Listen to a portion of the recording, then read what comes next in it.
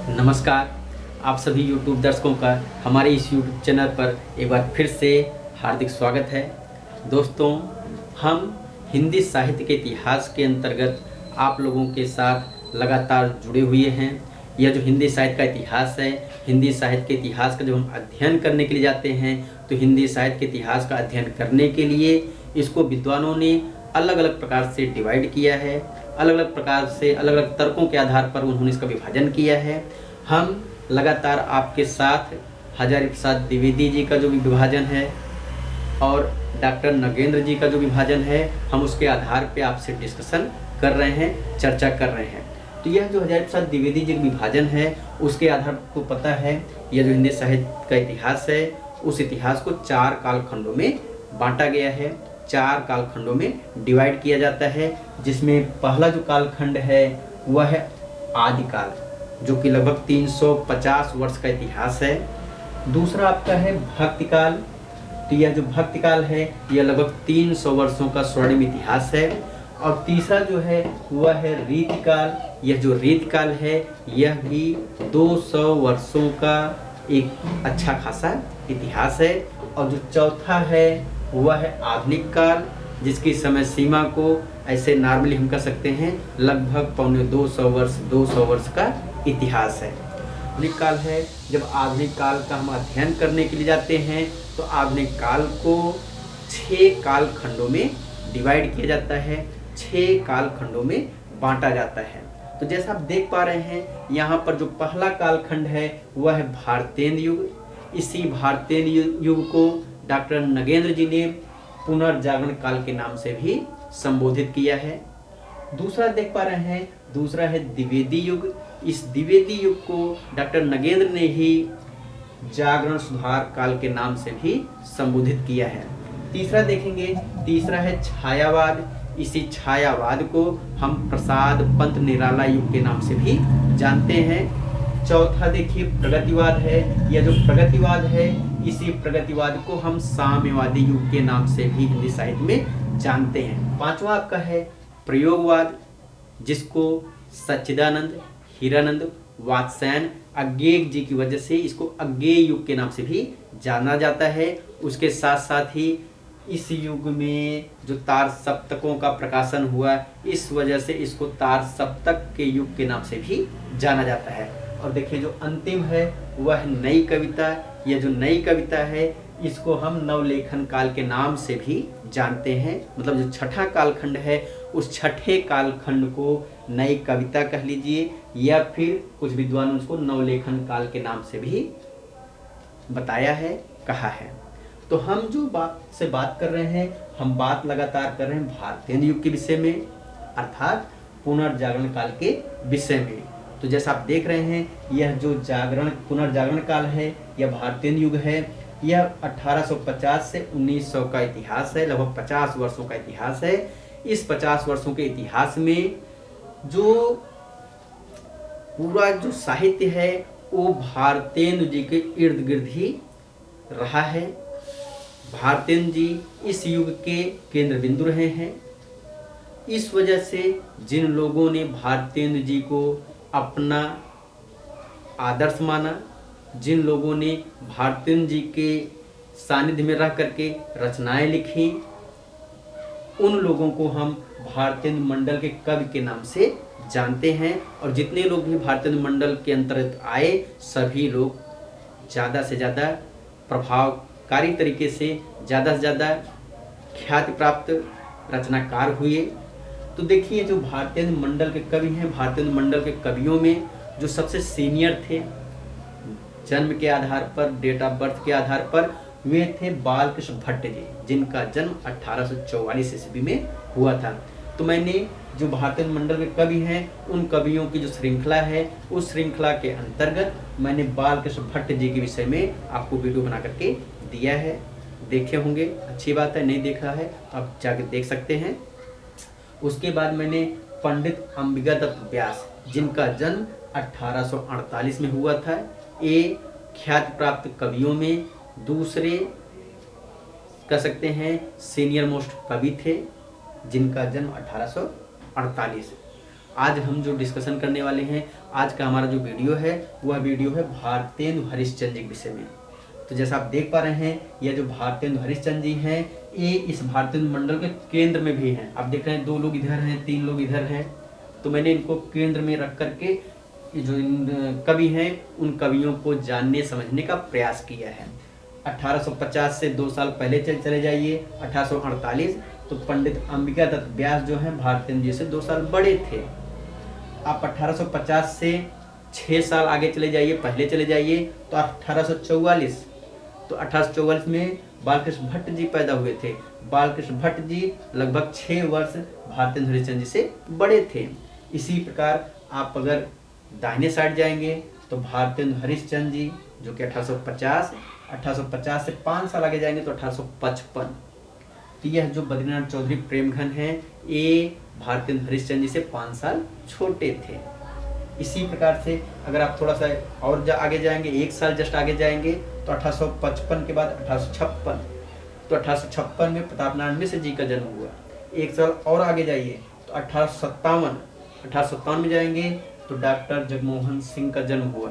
तो इस प्रकार से मैंने भारतेंदु जी को केंद्र बिंदु में रख करके आगे पीछे जा करके 6 कवियों के विषय में टोटली जानने का समझने का प्रयास किया है। तो यह जो भारतेंदु जी हैं, जिनका जन्म 1850 ईस्वी में हुआ था, जिनकी मृत्यु 1885 में हो गई थी। मात्र 35 वर्ष की उम्र में इन्होंने हिंदी साहित्य की ऐसी कोई विधा नहीं रही होगी जिस विधा में इन्होंने अपनी उपस्थिति दर्ज न कराई हो। इन्होंने अपनी लेखनी के माध्यम से 35 साल की उम्र में ही जो ख्याति प्राप्त कर ली, यह बहुत ही दुर्लभ है। ऐसे अमूमन आपको देखने को नहीं मिलेगा। तो यह जो भारतेंदु हरिश्चंद्र जी हैं, अगर इनके जन्म की बात करें तो भारतेंदु हरिश्चंद्र जी का जन्म काशी वाराणसी में हुआ था। इनके जो पिताजी थे, इनके पिताजी का नाम गोपाल चंद गिरधर दास था। भारतेंदु जी के पिताजी का नाम गोपाल चंद गिरधर दास था, जो कि एक प्रसिद्ध साहित्यकार थे। तो यह इनके पिताजी भी प्रसिद्ध साहित्यकार थे, नाटककार थे। अगर हम भारतेंदु हरिश्चंद्र जी के मूल नाम की बात करें तो इनका नाम भारतेंदु हरिश्चंद्र नहीं था, बल्कि इनका नाम सिर्फ हरिश्चंद्र था। क्या नाम था? हरिश्चंद्र। लेकिन इनको भारतेंदु की उपाधि दी गई थी। तो भारतेंदु हरिश्चंद्र उपाधि के बाद हुए। भारतेंदु जी को हरिश्चंद्र जी को कहेंगे, हरिश्चंद्र जी को 1880 में भारतेंदु की उपाधि दी गई थी। डॉक्टर नगेंद्र का मानना है कि यह उपाधि किसी व्यक्ति के द्वारा नहीं दिया गया था, बल्कि उस समय के जो भी साहित्यकार थे, साहित्यकारों का जो समाज था, जो समूह था, उस समूह ने मिल करके 1880 में हरिश्चंद्र जी को भारतेंदु अर्थात भारत का चंद्रमा, भारत प्लस इंदु, इंदु का अर्थ क्या होता है? चंद्रमा। तो भारत का चंद्रमा, तो इस उपाधि से नवाजा गया था। कब नवाजा गया? 1880 में। किसने नवाजा? उस समय तत्कालीन कह सकते हैं साहित्यकारों के द्वारा। इसके साथ साथ ध्यान दीजिए, बहुत इंपॉर्टेंट चीज है, यह जो भारतेंदु हरिश्चंद्र जी हैं, भारतेंदु हरिश्चंद्र जी रसा उपनाम से भी रचनाएं लिखते थे। तो हिंदी साहित्य में ऐसा कौन सा रचनाकार है, ऐसा कौन साहित्यकार है जिसने रसा उपनाम से रचनाएं लिखी हैं? तो रसा उपनाम से रचनाएं लिखने वाले जो व्यक्ति हैं उनका नाम है भारतेंदु हरिश्चंद्र। भारतेंदु हरिश्चंद्र जी ने किस उपनाम से रचनाएं लिखी हैं? तो भारतेंदु हरिश्चंद्र जी ने रसा उपनाम से भी हिंदी साहित्य में रचनाएं लिखी हैं। आगे चलते हैं। बहुत ही इंपॉर्टेंट चीज है, बहुत ही महत्वपूर्ण चीज है। यह जो भारतेंदु हरिश्चंद्र जी हैं, भारतेंदु हरिश्चंद्र जी ने अपने 35 वर्ष की उम्र में 3 पत्रिकाओं का संपादन किया है, और यह तीनों पत्रिकाएं जो हैं बहुत ही इम्पोर्टेंट हैं, बहुत ही महत्वपूर्ण हैं। तो जैसा देख पा रहे हैं, कवि वचन सुधा, तो भारतेंदु हरिश्चंद्र जी द्वारा संपादित पहली पत्रिका है जिसका नाम है कवि वचन सुधा। यह कवि वचन सुधा उन्होंने 1868 में संपादित किया था। दूसरी जो पत्रिका है बहुत इंपॉर्टेंट है, जिसका नाम है हरिश्चंद्र चंद्रिका। तो हरिश्चंद्र चंद्रिका जिसका प्रकाशन 1873 में हुआ था। यह पत्रिका जब 1873 में प्रकाशित की गई थी तो उसका नाम हरिश्चंद्र चंद्रिका नहीं था, बल्कि उस समय इसका जो नाम था हरिश्चंद्र मैगजीन था। क्या नाम था? हरिश्चंद्र मैगजीन। लेकिन यह जब प्रकाशन हुआ हरिश्चंद्र मैगजीन के नाम से, तो इसका पहला अंक हरिश्चंद्र मैगजीन के नाम से आया, दूसरा अंक हरिश्चंद्र मैगजीन के नाम से आया, तीसरा अंक हरिश्चंद्र मैगजीन के नाम से आया, चौथा, पांचवा, छठा, सातवां, आठवां, तो टोटल 8 अंक इसके हरिश्चंद्र मैगजीन के नाम से ही प्रकाशित हुए। लेकिन जब इसका 9वां अंक आया तो 9वां अंक जो है वह हरिश्चंद्र मैगजीन से चेंज होकर के हरिश्चंद्र चंद्रिका हो गया। और यह जो हरिश्चंद्र चंद्रिका है हिंदी साहित्य में बहुत बड़ी उपलब्धि हासिल करती है। तो यह जो हरिश्चंद्र चंद्रिका है, इस हरिश्चंद्र चंद्रिका के माध्यम से ही हिंदी का सर्वोत्कृष्ट रूप प्रदर्शित किया गया है। हिंदी का जो गद्य का रूप है उस गद्य के रूप को इसके द्वारा पुष्पित, पल्लवित, प्रसारित, अग्रसारित किया गया। इसी प्रकार से फिर देखिए यह तीसरी जो पत्रिका है, तीसरी पत्रिका का नाम जिसका नाम होता है बाला बोधनी पत्रिका, जिसका प्रकाशन भारतेंदु हरिश्चंद्र जी ने 1874 में किया। 1868 में कविवचन सुधा, 1873 में हरिश्चंद्र चंद्रिका और 1874 में बाला बोधनी पत्रिका। यह जो पत्रिका है यह पत्रिका बहुत इंपॉर्टेंट है, क्योंकि इसका जो संबंध था ये इसका संबंध महिलाओं से था, युवतियों से था। तो हरिश्चंद्र जी की कौन सी पत्रिका ऐसी है जिसका संबंध महिलाओं से था, औरतों से था, युवतियों से था? तो बाला बोधनी पत्रिका ऐसी पत्रिका थी जिसका संपादन भारतेंदु हरिश्चंद्र जी ने किया था। और यह जो पत्रिका थी यह पत्रिका महिलाओं से संबंधित पत्रिका थी। तो इस प्रकार से यह जो भारतेंदु हरिश्चंद्र जी हैं, भारतेंदु हरिश्चंद्र जी से संबंधित जो बेसिक जानकारी है इसके विषय मैंने आपको बताया।